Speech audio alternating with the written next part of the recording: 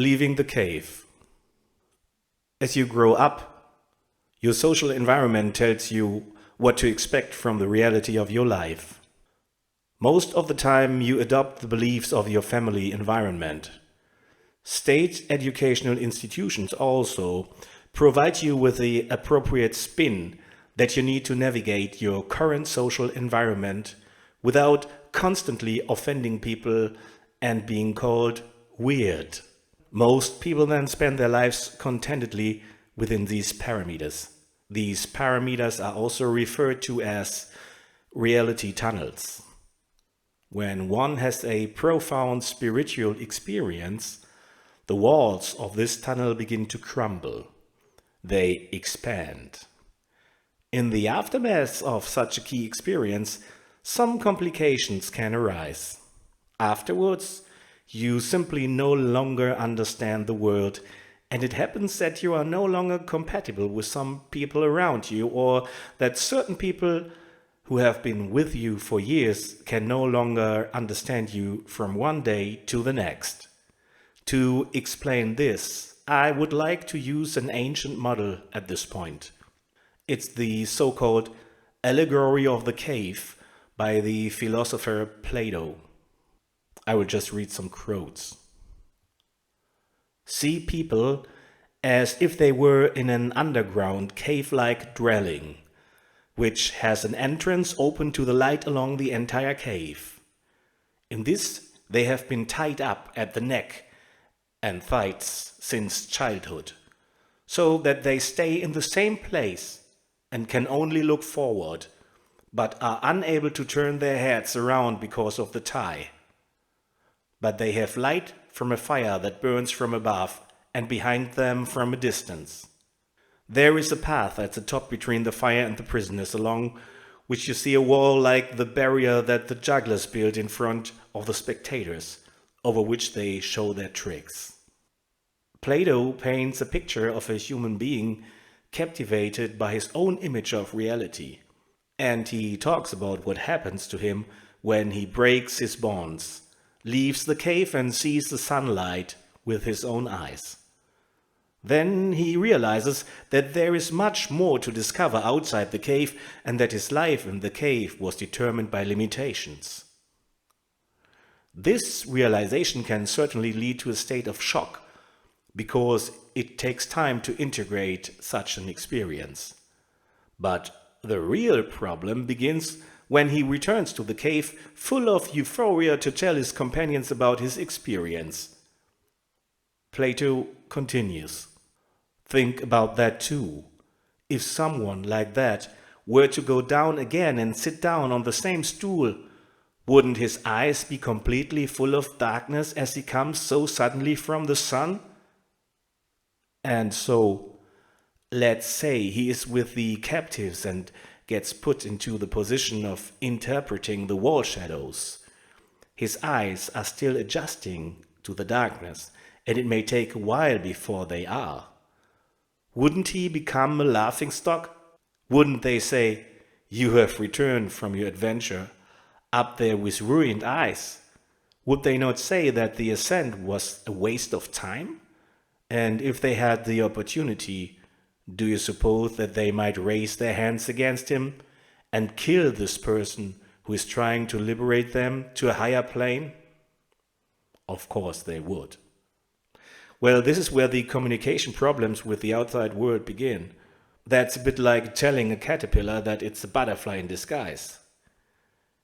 Incidentally, the reaction of those left behind in the cave described by Plato is the reason why people newly initiated into certain circles are advised to remain silent. I don't want to go into the allegory of the cave any further at this point.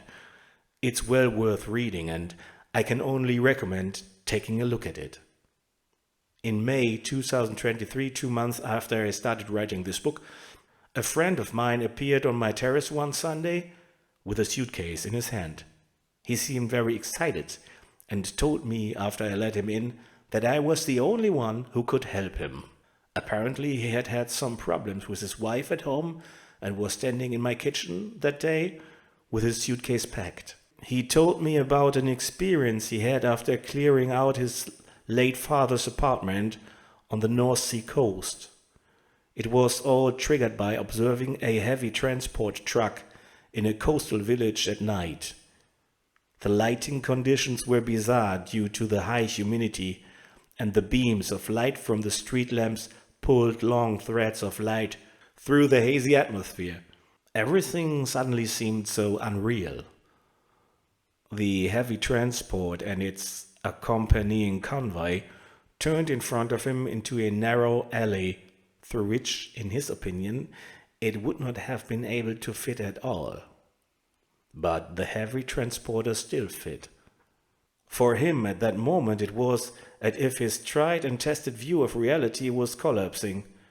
He felt very strange. It suddenly became clear to him, anything is possible. I don't have to be afraid in life. Nothing can happen to me. Next to him, his wife in the passenger seat witnessed his spontaneous change. He stopped and started talking to the police officers accompanying the convoy. His frequency, the vibration of his own soul, was so far away from the police at that moment that they couldn't understand him. They did not understand when he tried to explain to them that the van simply couldn't have fit through the alley. They just stood there and looked at him with big, incomprehensible eyes as he spoke to them. To him, they seemed as if they didn't notice him at all, as if he had changed the parallel universe and they no longer had any chance of getting hold of him. He excitedly told me about his experience and showed me a video on his cell phone that he had taken of the police. 3 of them stood in front of him in black jackets and with the typical police winter hats on their heads. In their empty eyes, big puzzled question marks. To him they seemed as if they didn't notice him at all. He excitedly got back into the car. He took the next lane onto the highway. It was hazy and raining. He gave it full throttle. He now knew down to every single cell in his body, I am safe. Nothing can happen to me. But his wife suddenly became afraid in the passenger seat. What was wrong with him? He told her not to worry. Everything is safe. Nothing can happen. His security unsettled her so much that the next day she decided he had gone crazy. She put him in front of the door, and he then came to me. And after he told me about his experience, I remembered that I had an experience that had exactly the same effects on me as it had on him that day. It was the year 2000. During this time, I had intensively studied the runic alphabet and magical practices. Had read a lot of books and I experimented with candle magic. It's always been like that for me. I just had to try everything on myself, and that's naturally how it was with the so-called magic. It was just too easy for me to rely on other people's opinions about what worked out and what didn't in life. I wanted to find out for myself what reality was like. And so one day I used a specially made sharpened stick made of Jew wood to scratch solar symbols into a golden candle to consolidate my own path in life. I lit the candle and left it burning on my home altar and left my apartment to perform with musician friends at an event that lasted late into the night.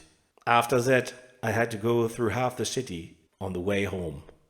As I entered my area of residence, I perceived a cone of energy spanning the entire area. This is, of course, my entirely individual observation, and I cannot verify this any further. When I arrived at my front door, the same solar symbol from my candle was emblazoned in gold lettering on it. Someone must have painted it on the door that night. I entered my apartment. The candle had burned down, and not just the candle, but also my previous worldview after this effect. When you have an experience like that, it takes off your shoes. I was completely done for several days. but not literally well. I felt rare.